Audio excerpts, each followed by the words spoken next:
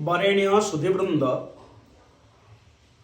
मु जड़े पाला कलाकार हिसाब से आपण मान दृष्टि आकर्षण करने चाहे कि संस्कृत बांगमयर प्रथितयशा कविगण जो प्रकार कष्ट करिछंती श्रम स्वीकार करिछंती संस्कृत साहित्य जगत को परिपुष्ट करने केतोटी झलक नदेले ता सर्वसाधारण बोधगम्य हो पार ना। विचार करंतु दैवज्ञ श्री सूर्य पंडित द्वारा विरचित रामकृष्ण विलोम काव्यम एक दुर्लभ ग्रंथ जो थिरे कि प्रति श्लोक द्विधाड़ विशिष्ट अनुष्टुप छंद लिखित चारि पाद रही।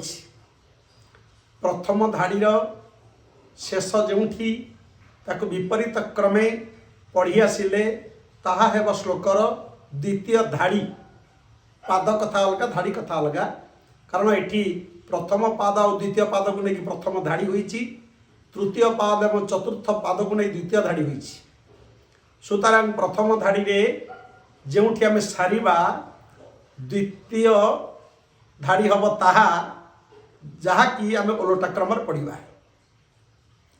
और रामकृष्ण विलोम काव्यम यार तात्पर्य होया प्रथम धाड़ी रे मर्यादा पुरुषोत्तम भगवान श्री रामचंद्रंकर अर्थ आसुथिबा बेले द्वितीय धाड़ी रे जोगेश्वर कृष्ण भगवान के संपर्कित अर्थ आम नजर को आसी थाए। तेज से दृष्टांत छल गोटे श्लोक आपण मान पूर्वभाग को मानिबा उचित मन करुअछि। तम भूसूता मुक्ति मुदारहासं वंदे जतो भव्य भव दयाश्री श्रीजादवं भव्य भवतो यदेवं संहारदा मुक्ति मुता सुभूतं। तम भूसूता मुक्ति मुदारहासं संस्कृत को संस्कृत अर्थ कले या हेबो तस्याः भूसुतायाः पृथ्वीनंदनायाः सीतायाः मुक्तिः मोक्षणं यस्मात् अभवत् तम भगवन्तं मर्यादा पुरुषोत्तमं श्रीरामचंद्रम अहम परम भक्तिया परम प्रीत्या परम प्रेम्णा परम सधया वा भजे वंदे प्रणमामि नमस्करोमि इत्यर्थः। तेबे तम भूसूता मुक्ति मुदारहासं भू कहिले पृथ्वी पृथ्वीर सुता बलंत कन्या एपरि हेले जो पार्थिवी जानकी महाराणी तांकर जी हेउछंती मुक्ति प्रदाता अर्थात संकट विमोचक। तं भूसूता मुक्ति मुदारहासं सह किंभूतः उदारो गंभीरो हासः जस्य स। तेबे उदार अटई हास जहार से हेले उदार हास बहुब्रीहि समास। तम अर्थात सही उदार हास्यकारी भगवान मर्यादा पुरुषोत्तम श्री रामचंद्रन को मु भक्ति सहकारे नमन जनाउछि। तम भूसूता मुक्ति मुदारहासं वंदे जतो भव्य भव दयाश्री अहम तं वंदे अहम तं नमस्करोमि अहम तं प्रणमामि। कस्मात् कारणात् मु तांको नमस्कार करुछि मु तांको प्रणति ढाली दउछि केउथि पाई जतो जेउथि पाई कि भव्य भव दयाश्री सह भव्य सह पुण्यात्मा सह पुण्य श्लोक एव आसीत्। जणु करी से पुण्यात्मा थिले पुण्य श्लोक थिले चरित्रवान थिले गुणर उत्कर्ष नहीं व्यक्तित्वर आकर्षणीयता नहीं जगज्जन मन को जी प्रभावित करि पारुथिले से होचंदी भव्य आंभमानकर अनुकरणीय अनुसरणीय आदर्श नायक विश्वर चर्चित चेहरा सुतरां से निश्चित भाव में प्रणाम योग्य अटंती। एथिपाई मु तांको नमन जनाउछि।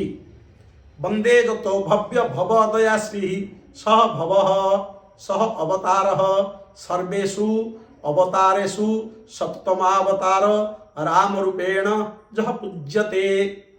समस्त अवतारंक भितरे जे सप्तम अवतार राम रूपरे प्रकृतित अटंती, परिचित अटंती, प्रतिष्ठित अटंती, आंभमानकर ज्ञान गोचर अटंती। वंदे जतो भव्य भव दयाश्री पुनः स किंभूतः, से पुनि कि भली ना दयाश्री जह एकाधारेण दयाया श्रियः च मूर्तिमान प्रतीक एव आसीत्।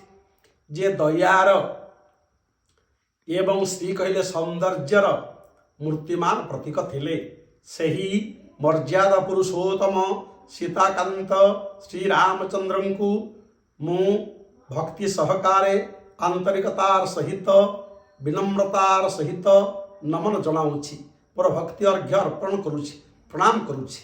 ये गला प्रथम धाड़ीर अर्थ। द्वितीय धाड़ी ठीक यार ओलटा। श्री जादवम भव्य भतोय देवम श्री जादवेन्द्रम जदुकुलोत्तम जदुकुलोद्भूतं भगवंतं जोगेश्वरं श्रीकृष्णचंद्रम अहम परम भक्त्या परम प्रीत्या परम प्रेम्णा परम सदया वा भजे वंदे प्रणमामि नमस्करोमि इत्यर्थः। जदुकुल जन्म परिग्रह करी जे कि जदुकुलर श्रेष्ठ नायक हिसाब रे आपना को प्रतिष्ठित करि पारिथिले, से होछंती जादवेन्द्र जदुपति भगवान कृष्ण। मु तांकु भक्तिर सहित नमन जनाऊ अछि। श्री जादवं भव्य भतोय देवं, तेबे तांकर संज्ञा, तांकर स्वरूप, तांकर स्थितावस्था, तांकर स्थितिस्थापकता संपर्क रे कवि बयान देले। भव्य भतोय देवं सह किंभूतः, भव्या उत्तमा भा दीप्ति द्युति ज्योति जस्य असौ सूर्यः सह सूर्यप्रभः एव आसीत्। तेबे भव्या अटई भा जहार से भव्य अर्थात उत्तम तेज संपन्न सूर्य भगवान कृष्ण थिले सूर्यंक परी। तोय देवं तोयात् जलात् जायते संभवति इति जलात्मकः जलात्मजः जलोद्भूतः जलान्वयः चंद्रः। तेबे जलरू जन्मित देवता विशेष हेउछन्ति चंद्र। तेबे जो कृष्ण पूर्वर वर्णना अनुसारे हेउछन्ति सूर्य प्रभ सूर्य सम, से पुनर्बार हेले चंद्र सहित तुलनीय। एठी मन भितर शंका सृष्टि हुए जे जे सूर्यंक भली होई पारंती से चंद्रक भली होई पारिया संभव कि? जे अग्नितुल्य तुलनीय से पुणी कौन बरफ सहित तुलनीय होई पारंती कि? तेबे तांको पाई काहींकि सूर्य और चंद्र दुईटी शब्द लागिला? एठी कहिबार उद्देश्य हैला दुष्ट दुर्विनीत दुराचारी दुर्व्यसनी राक्षस कुल पाई शत्रु कुल पाई सेथिले भयंकर अर्थात सूर्य समान तेजोदीप्त तेजिया। किंतु तांकर जो माने अनुगत जो माने शरणागत जो माने शरणापन्न जो माने भक्त सेमानंकर आश्रित, तेबे सेमानंक सकाशे हेउछन्ति चंद्र समान अति नरम अति कोमल हृदय संपन्न। तेणु से एकाधारे सूर्य परी एवं चंद्र परी अटंती। पुणी आउ एक दिग मध्य आसी जाए नजर को, जदि आम जीवा श्रीमद् भगवत गीता को, सैठी विभूति जोगरे भगवान कृष्ण कहिछन्ति कहले आदित्यानामहं विष्णु ज्योतिषांगुरविरंशुमान् मरीचिर्मरुतामस्मि नक्षत्राणामहं शशि। ते भगवान कृष्ण कहउछन्ति केउं क्षेत्र रे मोर स्वरूप कौन? आदित्यानामहं विष्णु। तेबे अदिति गर्भजात जो माने सेमानंकु कहागला आदित्य। तेबे आदित्य मानक मध्यरे देवता मानक मध्यरे मुई होची भगवान विष्णु। आदित्यानामहं विष्णु ज्योतिषांगर विरंशुमान। जेते सब ज्योतिष्क अछंती से ज्योतिष्क गणक मध्यरे मुई हेउची अंशुमान अंशुमाली सूर्य। मरीचिर्मरुतामस्मि 49 खंड पवन कथा जो वर्णना करा जाए तन्मध्यरे मु हेउछि मरीचि पवन नक्षत्राणां शशि नक्षत्रमानक मध्यरे मु हेउछि नक्षत्र मंडलाधिपति स्वयं चंद्र देवता। तेणु एठी भी प्रमाणित हो गला ज्योतिष गणक मध्यरे से हेउछंती जो भली सूर्य देवता नक्षत्र मानक मध्यरे से हेउछंती नक्षत्र मंडलाधिपति स्वयं चंद्र देवता। श्री जातवं भव्यवतो यदेवं संहारद मुक्तिमुता सुहूतम कवि कहिले संहारः अनर्थः मृत्युर्वा तम ददाति इति संहारद पुलिंगे। संहार कहले मृत्यु जे प्रदान करे अर्थात जे अनिष्ट चिंतक ताकू कहुए संहार द स्त्रीलिंग होची संहार दा अर्थात कृष्ण को मारिबार दुरभिसंधि नहीं मंद उद्देश्य नहीं कंस प्रेरिता पूतना आसीथिला मथुरा छाड़ी गोपकटक को। तेबे विचार करंतु प्रभुंकर जी मृत्यु चिंता करे प्रभु ताकू दियंते मुक्ति कारण प्रभु ताठारु क्षीरपान कले विषपान कले विचार कले विषपान करवाटा जहाँ को बड़ाए नहीं प्राणपान करवा ताकू केते।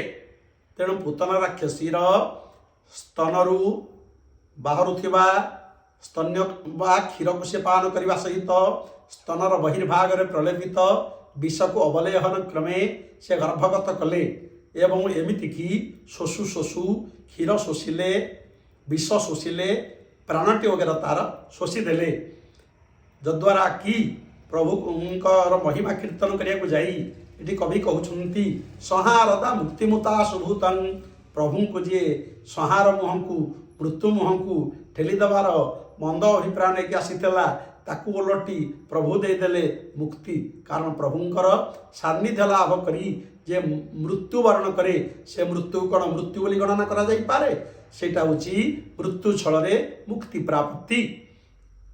संहारदा मुक्ति मुता सुभूतं उत अशुभूतं उत प्रत्युत सर्वत्र वा अशु कहले प्राण जीए जीव जड़ निर्विशेषरे प्रत्येकंक भितरे प्राण सत्ता रूपे विद्यमान अटंती एपरि हेले सर्वव्यापक भगवान कृष्ण। तेबे प्रथम धाड़ी रे वर्णित मर्यादा पुरुषोत्तम श्री रामचंद्र एवं द्वितीय धाड़ी रे वर्णित जोगेश्वर कृष्ण भगवान आंभमानंकर आदर्श साधंतु आंभमानक जीवनचर्या को प्रभावित करंतु विश्व जनमन को प्रभावित करंतु आंभमानक से ध्येय हंतु बोलंत आनंद एक बार हरिब।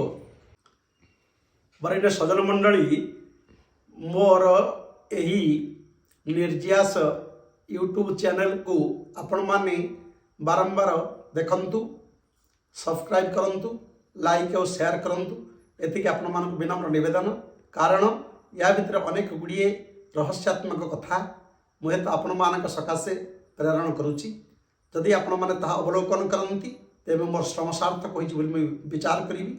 आपण मानक पुनः बार मु नमस्कार जणाई मो वाणी की विराम देउछि इति ओम।